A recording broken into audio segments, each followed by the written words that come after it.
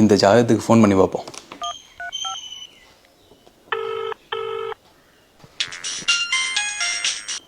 Hello hello, வணக்கம் sir. வணக்கம், யார் பேசுறீங்க? சார், நிவேதா வீடு தானே? ஆமா, நான் நிவேதாவோட அப்பா தான் பேசுறேன். நீங்க? சார், நான் மன்னார்குடியிலேருந்து பேசுறேன். நிவேதா ஜாதகம் வந்து ஒரு திருமண தகவல் மையத்திலேருந்து வாங்கினேன். அதில் கான்டாக்ட் நம்பர் இருந்துச்சு, அதான் பேசலாம் அப்படின்னு. ஓ ஆமாம் சார். நிவேதாக்கு வரன்னு அமைஞ்சிருச்சா? இல்லப்பா, பார்த்துக்கிட்டு இருக்கோம். சரி சார், சரி சார். எனக்கு தான் பார்த்துக்கிட்டு இருக்காங்க. அதெல்லாம் இருக்கட்டும்ப்பா. என்ன வேலை பார்க்குற? சார், ஓன் பிஸ்னஸ் வச்சிருக்கேன் sir. Advertisement and broadcast company வச்சிருக்கேன். ஓனா அட்வர்டைஸ்மெண்ட்ஸ் எல்லாம் வந்து பண்ணி கொடுக்குறோம். வேலை இல்லையா சார்? புரியல. இல்லப்பா, எதுவும் வேலைக்கு போகலையான்னு கேட்டேன்.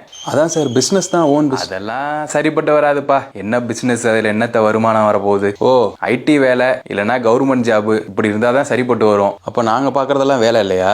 என்ன? இல்ல, நாங்க பாக்குறதெல்லாம் வேலை இல்லையா? இதுல வரதெல்லாம் காசு இல்லையா? நாங்க சம்பாதிக்கிற காசை கடையில கொண்டு போய் கொடுத்தா இந்த காசுக்கு ஜாமான் கொடுக்க மாட்டானா? ஏன்னா கள்ள நோட்டா சம்பாதிக்கிறோம். என்னப்பா ஒரு மாதிரியா பேசுற? இல்ல, எகத்தாலமா என்னமோ பிசினஸா வேலைக்கு போலையா அப்படின்னு கேக்குறீங்களா? என்ன 10,000மோ 20,000மோ ஒரு இடத்துக்கு வந்து வேலைக்கு போனாதான் அது மரியாதை. இல்ல எடுத்தோடனே உன் பேர் என்ன, எந்த ஊர்ல இருந்து பேசுற, சொந்த வீடு இருக்கா, சொத்து பத்து என்ன இருக்கு, கெட்ட பழக்கம் ஏதாவது இருக்கா, இது நம்ம பொண்ணுக்கு செட் ஆகுமா, இதெல்லாம் எதுவுமே பார்க்காம என்னமோ எகத்தாலமா வந்து பிசினஸ் தான் பண்றியா, என்னமோ வேலைக்கு போலையான்னு கேக்குறியே.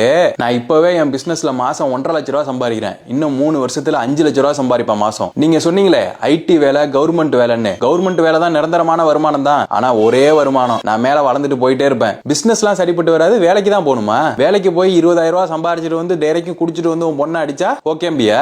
ஒரு பிசினஸ் ஆரம்பிச்சு நடத்துறது வளர்க்கறது எவ்வளவு கஷ்டம் தெரியுமா? என்னமோ பிசினஸா நீ இழுக்கிற. உன் பொண்ணுக்கு என்ன வயசு? இப்பயே வயசு 29. 35 வயசு வரைக்கும் வச்சுட்டு ஊர்கா போடு. வையா போன.